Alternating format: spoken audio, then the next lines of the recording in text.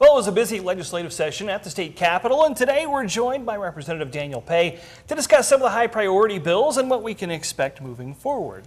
So thanks for joining us today, Representative Pay. And so I understand that today is your 30th birthday, so happy birthday. Right? Yeah. I'm not singing, though. Well, thank you. That's why I came here, though. I think it's the first time coming this early to the studio, so great to be here with you guys. Yeah, no, we do appreciate it. So that said, so you've said in past sessions, your most rewarding and challenging, like this, at least this past session was the most rewarding and challenging for you. Can you kind of talk about that a little bit on the previous legislative session? Absolutely, and I want to thank all my fellow Lawtonians who believed in me, invested in me 8 years ago. I think it's paid off in that now I've gained the experience and seniority in the legislature, and so this was the first session where I was asked to be in a very prominent leadership role, being the chair of the A&B Human Services Budget Subcommittee and tackling a lot of difficult issues, which there's still a lot more learning to do. That's what I intend to do the next several months before we go back to session. And I had a fantastic Vice Chair, Representative Emily Guise. We work well together as a team, but I appreciate Speaker Kyle Hilbert and the faith he's placed in me and being able to tackle a lot of these difficult issues through this committee and other bills I worked on too. Yeah, it was definitely an interesting session. I believe the governor set a new record for the amount of vetoes he had. And of course, I think 47 of them got overridden. Where do you feel like maybe the disconnect was? That was a long day. And, I think it shows that for those of us in the legislative branch, we are a co-equal branch of government. I've already spoken on this show that I disagree with many of the vetoes he did because they were on common sense ideas. And so we were exercising our constitutional responsibility of checks and balances and making sure that we represent our constituencies. So there's always going to be disagreement in politics. And I think this was an instance where we were just on the same page and we had to cross that bridge. Now, so right before you came on, we actually just talked about a story on the Wallet Hub. Just came out with a poll basically listing Oklahoma ranked in 50th in education. Can you talk a little bit about what the Oklahoma legislature is doing to try to tackle that problem with education?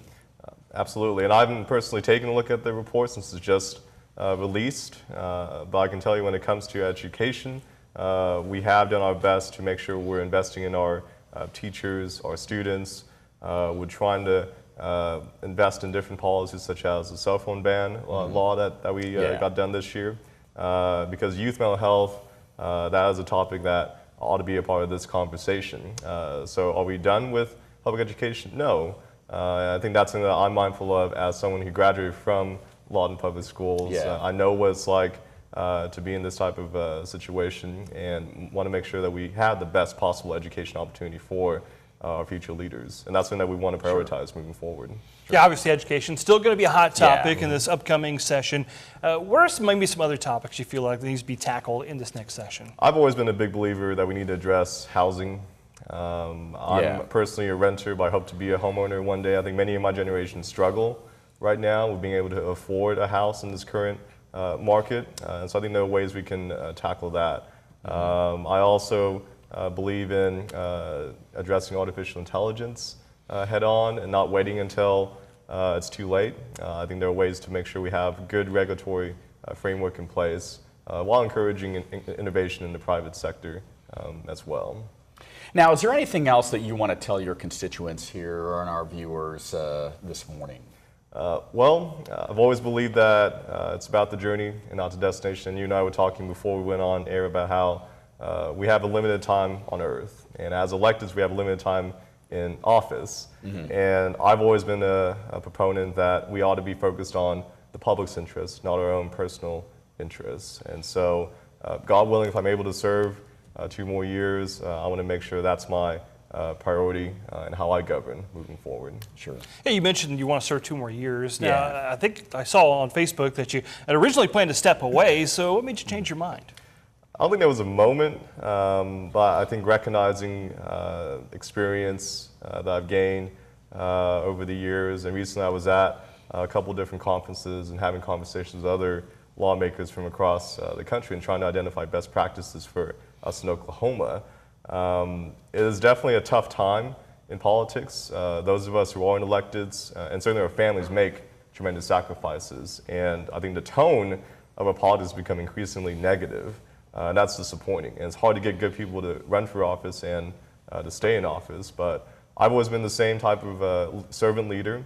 And I've never ran a negative campaign, even back in my days of walking down the halls of Lawton High, running for student council president. That's just not what I believe in. I believe that you have to have good people who are servant-oriented in elected office and trying to focus on making good policy decisions. And I understand why you want to walk away when you're at this precipice, but it's also important to stay in the arena and fight the good fight, and that's what I intend to do.